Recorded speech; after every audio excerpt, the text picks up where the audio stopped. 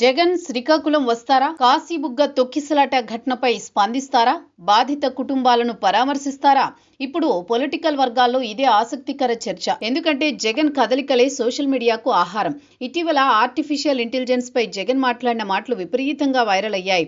Mind apply చేస్తే automatic గా artificial intelligence అవుతుందని ఆయన చెప్పిన మాటలు నెటిజన్లకు మైండ్ బ్లాంక్ అయ్యాయి. ఆయన్ను అభిమానించే వారికి అవి గొప్ప మాటలే అయినా రాజకీయాలతో సంబంధం లేని వారికి ఫన్నీ కామెంట్స్ గా మిగిలిపోయాయి.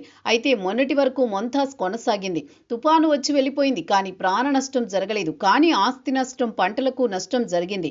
ప్రాణ నష్టం జరగలేదు కాబట్టి గురుడు రాలేదు, లేకుంటే వచ్చేవాడు అంటూ ప్రత్యర్థులతో పాటు సోషల్ మీడియాలో యాక్టివ్ గా ఉన్నవారు పోస్టులు పెడుతూ కామెంట్స్ చేస్తున్నారు. కాశీబుగ్గలో ఊహకందని విషాదం. దీనిని రాజకీయం చేస్తామంటే కుదరదు. ఎందుకంటే వైసీపీ హయాంలోనే ఈ ఆలయ నిర్మాణం ప్రారంభమైంది. ఆపై ప్రైవేటు వ్యక్తి ఎటువంటి లాభాపేక్ష లేకుండా పేద మధ్యతరగతి ప్రజలకు భగవంతుడి కరుణ చూపించాలని, సర్వదర్శనం కల్పించాలని నిర్మించిన ఆలయం అది.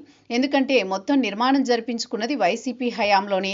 ఆపై ఎవరి వద్ద కలెక్షన్లు చేయలేదు, ఎటువంటి లాభాపేక్ష లేదు. ఎందుకంటే తెల్ల బంగారంగా చెప్పుకునే పలాస జీడి పరిశ్రమలు వర్ధిల్లుతున్న జంట పట్టణాల్లో ఇటువంటివి చేపట్టడం నిజంగా అభినందనీయమే.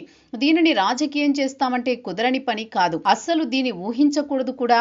ఉద్దానం ప్రాంతీయులకు రాజకీయ చైతన్యం, పోరాడే తత్వం పుష్కలం. ఎందుకంటే 2018లో వచ్చిన తిత్లీ తుఫాను ఎక్కువగా నష్టపోయింది పలాస నియోజకవర్గమే.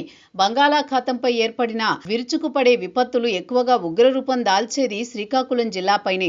పైగా చంద్రబాబుకు వరమో శాపమో తెలియదు కానీ 1999 సూపర్ సైక్లోన్ నుంచి మొన్నటి తిత్లీ వరకు ప్రతి 4 ఏళ్లకొచ్చే పెను తుఫాను చంద్రబాబు హయాంలోనే వచ్చింది.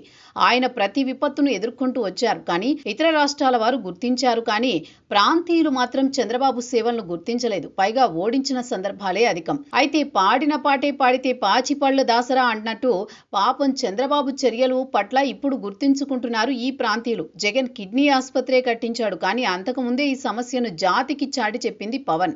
సమస్య పరిష్కార మార్గాలు వెతుకుతూ అన్వేషించింది చంద్రబాబు. జగన్ వద్దకు వచ్చేసరికి విరుగుడు కనిపెట్టారు, కానీ మంది ఇవ్వలేదు.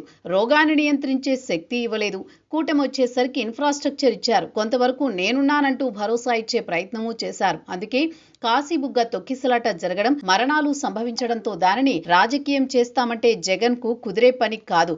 అయితే మరణాలు సంభవించాయి కదా, సాహసిస్తే వర్కౌట్ అయ్యే అవకాశమే లేదు.